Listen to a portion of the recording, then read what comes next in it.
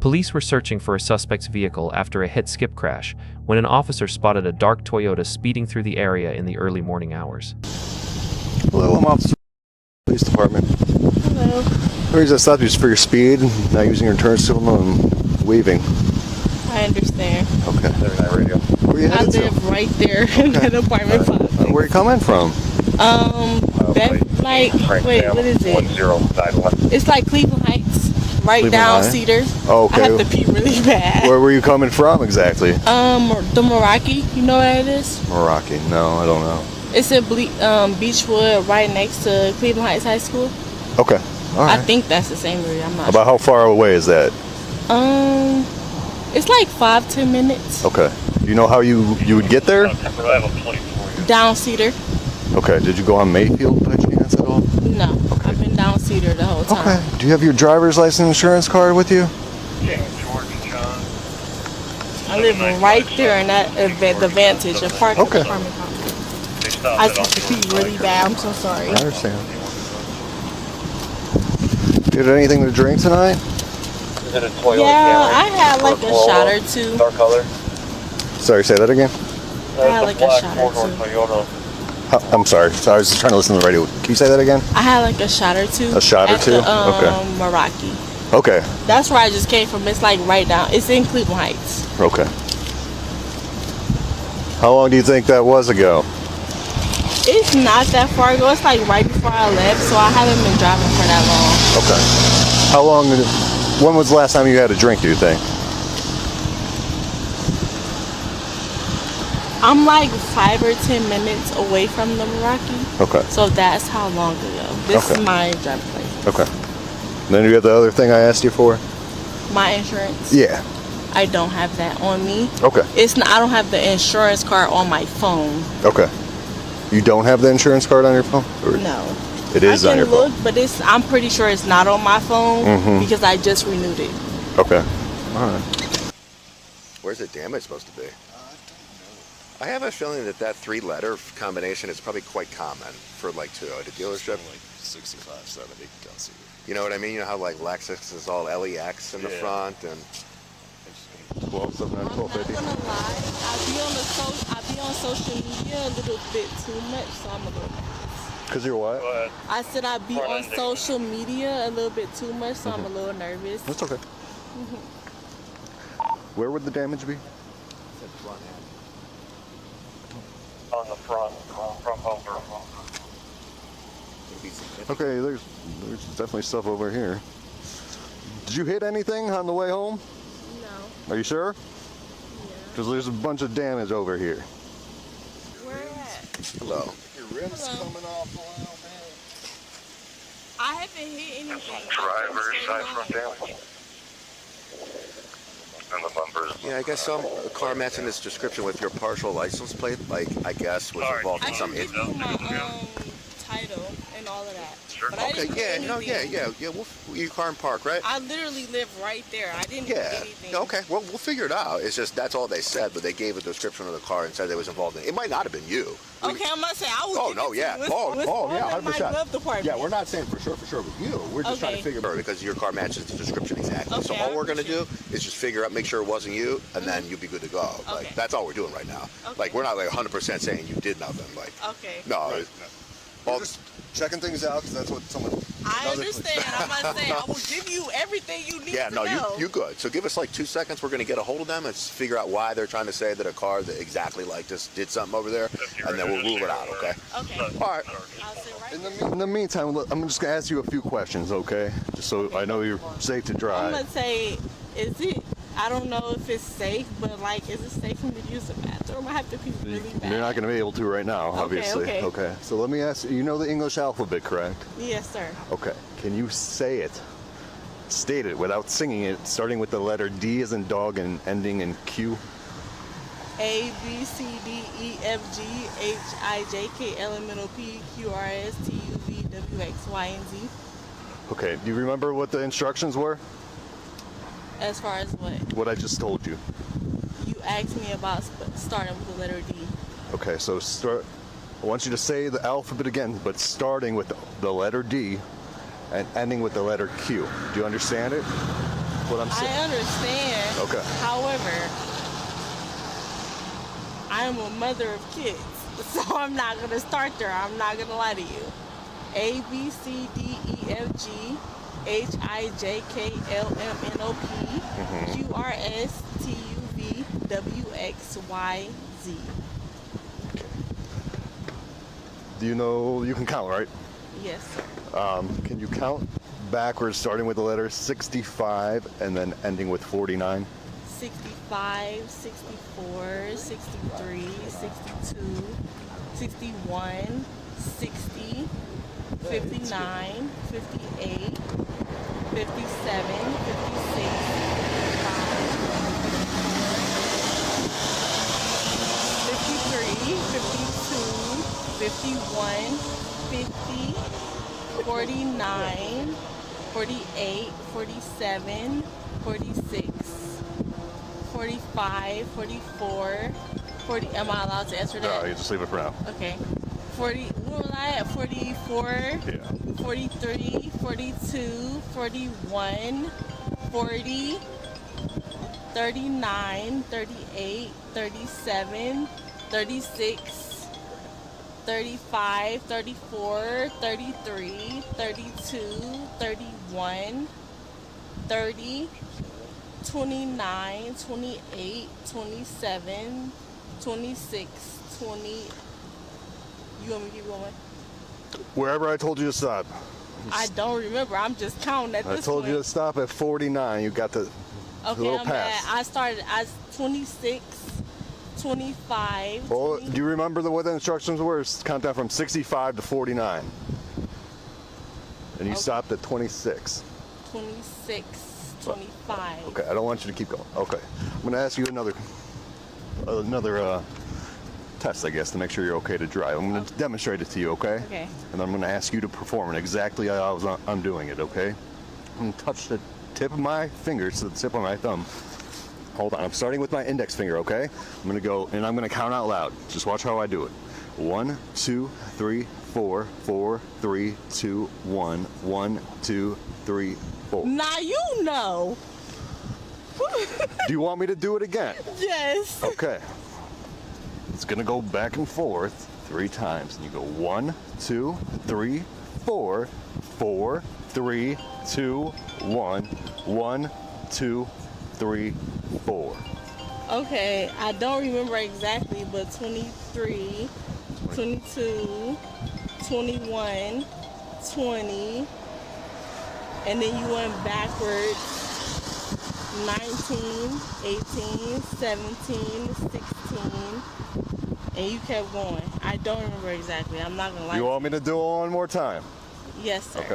I'm gonna go touch the tip of my fingers to the tip of my thumb, starting with my index finger. I'm gonna go Index 1, finger. 2, 3, 4, 4, 3, 2, 1, 1, 2, 3, 4.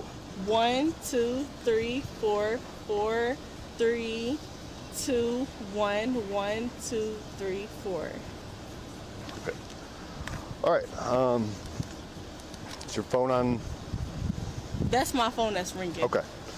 All right. Just give me a second here. We'll be right back with you. Okay. Okay. Yes. All right. All right. You just come back here with him. He just want to make sure you're good. You got here. I'm sorry. I'm You good? scared. You don't gotta be afraid of me. You can do nothing to you. I promise. So, This is my first time having me. I'm so scared. You don't gotta be scared. I promise. I I'm promise. sorry if I start crying. I'm just scared. It's okay. well, why don't you just face me? I'm going to go through a few things. Okay. I'm just Yes, going to check sir. your eyes here. Okay.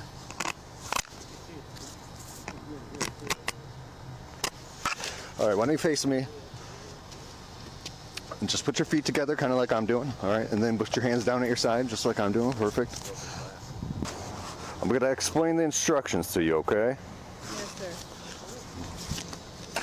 I'm so sorry. I'm so scared. That's okay. Because this never happened to me before. I just want you to stand with your feet together and your hands down at your sides like this, okay? Just the way I'm doing it. Perfect. Your foot that you have raised up, and you got to keep your legs straight. You know that's not easy. I just demonstrated it. I'm trying, but I'm saying that it's not going to be perfect. I understand. All I'm asking you is follow the instructions. Yes, sir. All right? Do you want me to demonstrate it again? Yes, sir. All right, you're gonna keep your hands at your side. You're gonna raise 1 foot of your choice, approximately 6 inches in the air. Okay. You're gonna look at it the whole time and count out loud. 1001, 1002. And you're gonna keep both legs straight. Okay. Do you understand all that? Yes, sir. Fine. Then, right in front of your left foot, I'm gonna place your right foot on the line ahead of your left foot with the heel of your right foot against the toe of your left foot. That's a lot of Just like this. directions. Okay? Yes, sir. You can begin if you. Do you have any Am I questions? wrong? Do you have any questions? About turning around at 9? No, you turn around in 9 steps, just the way I instructed you. Okay, yes, sir. Okay, do you have any questions about it? I could say it again if you wanted me to. Say it one more time, just wanted to make sure I'm sure. Okay. 3, 4, 5, 6, 7, 8, 9. Do I keep going? Okay. You're done? Okay. Do I keep going? No. Nope, you're done. Okay. But Super sleepy. you were driving since Green Road, and that's where I started observing you, and you drove the entire length. From Lee Road. When I saw you, you were at Green Road. You saw me at Green Road? Mm-hmm. Okay, yes, sir. I'm not gonna deny nothing. What's that? Okay. I said I'm not gonna deny nothing. Okay. I'm scared. I'm just asking if you wanted to blow into a breath test right now.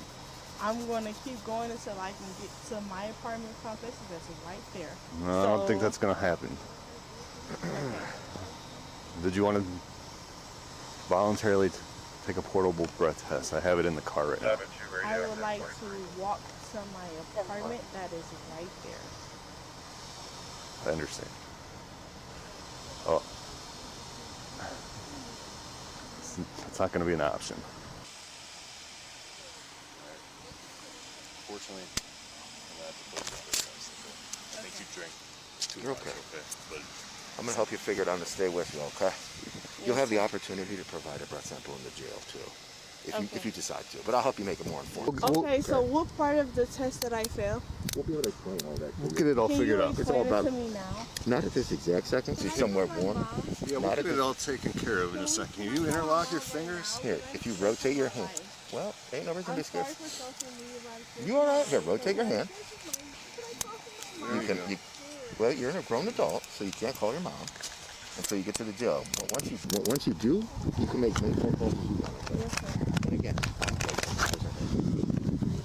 Most DUI arrests don't begin with alcohol. They begin with driving behavior that tells a story before a single word is spoken. That's what's happening in this case. Because long before the driver admits to drinking, the officer is already watching a pattern unfold, speeding, weaving between lanes, and failing to signal. None of those actions alone prove impairment, but together they create something law enforcement calls reasonable suspicion, the legal foundation that allows a traffic stop to happen in the first place. And once the stop begins, the investigation becomes a step-by-step process, guided less by emotion and more by procedure. The officer approaches calmly and explains the reason for the stop, speed, lane weaving, and no-turn signal.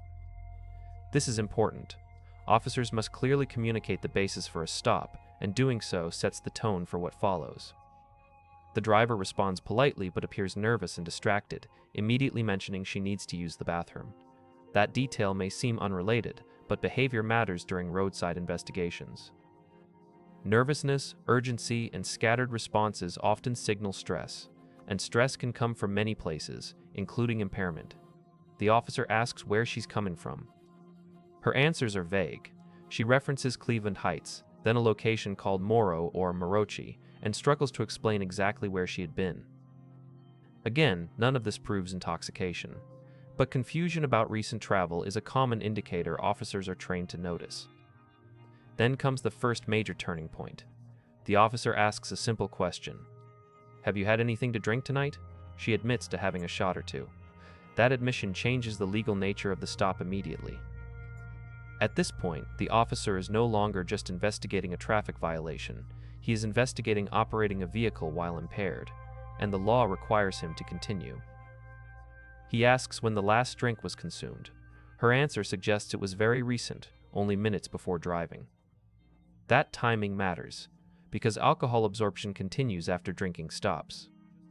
Someone may feel fine while their blood alcohol concentration is still rising. Then another factor enters the investigation, a vehicle description linked to a possible hit-skip crash. The officer explains that a car matching her vehicle, including a partial license plate, may have been involved in another incident nearby. Notice how the officer handles this moment. He doesn't accuse her. He explains uncertainty. He tells her they're just trying to rule things out. This is a classic de-escalation approach, keeping the conversation cooperative while gathering information. But now the investigation has two tracks, possible impairment and possible involvement in a crash. And this is where cognitive testing begins. The officer asks her to recite part of the alphabet starting at the letter D and ending at Q. This isn't about memorization, it's about divided attention, the ability to follow instructions while performing a mental task. Alcohol affects that ability early. She cannot follow the instructions correctly. Instead of starting at D, she begins from A and sings through the alphabet. When asked to try again, she still struggles to follow the instructions. This becomes the next turning point. The officer moves to counting backwards from 65 to 49. Again, the task is not difficult for a sober person, but it requires concentration and memory of instructions. She loses track of where to stop and continues counting well past the endpoint. Now the pattern is becoming clearer. Driving behavior. Admission of drinking, confusion about location, difficulty following instructions. Each piece alone is small. Together, they build probable cause. And probable cause is the legal threshold that allows an officer to make an arrest for DUI. The officer continues with coordination testing, touching fingers to thumb in sequence. This test evaluates fine motor control and instruction recall. After demonstration, she performs it correctly, but only after confusion during earlier attempts. This matters because DUI investigations don't rely on one test. They rely on the totality of circumstances, the combined weight of observations. The officer then begins standardized field sobriety tests, including balance tests. She struggles to maintain position and repeatedly apologizes, explaining she's never been through this before. That statement reveals something important about the psychology of the encounter. She believes the situation is spiraling out of control. The officer sees something different, a methodical investigation reaching a conclusion. And that contrast drives the rest of the interaction. She repeatedly asks to walk to her apartment nearby. From her perspective, the situation feels temporary and solvable. From the officer's perspective, public safety prevents allowing someone suspected of impairment to walk away from a roadside investigation. This is where legal authority becomes clear. Once an officer has reasonable suspicion of DUI, the driver is not free to leave until the investigation is complete. That's not punishment, it's safety. The officer offers a portable breath test. She does not take it. That decision is another turning point. Portable breath tests are often voluntary, but they can provide immediate evidence of sobriety or impairment. Declining one doesn't end the investigation. It simply means the officer must rely on observed behavior and proceed to arrest if probable cause exists. The officer explains calmly that she will have another opportunity to provide a breath sample at the jail. This moment shows how arrests often happen, not as sudden reactions, but as the final step in a sequence. Driving pattern. Admission of drinking. Cognitive difficulty. Balance issues. Refusal of breath test. The escalation chain is complete. When the officer tells her to place her hands behind her back, the tone of the encounter shifts, but not emotionally, procedurally. She begins to cry and repeatedly says she is scared, referencing things she has seen on social media about police encounters. This introduces the emotional irony of the situation. She fears the officer. The officer is focused on safety and procedure. He reassures her multiple times, explaining that she will be okay and that this appears to be her first offense. He even tells her she will likely be released later that morning. This is another example of professional de-escalation, maintaining calm while moving forward with an arrest that has already become legally justified. The conversation shifts to practical concerns, retrieving her phone, house keys, purse, and arranging inventory of the vehicle. Officers explain each step clearly, including why they must search the car, standard procedure when a vehicle is impounded after an arrest. She asks repeatedly to call her mother. The officer explains that phone calls happen at the jail.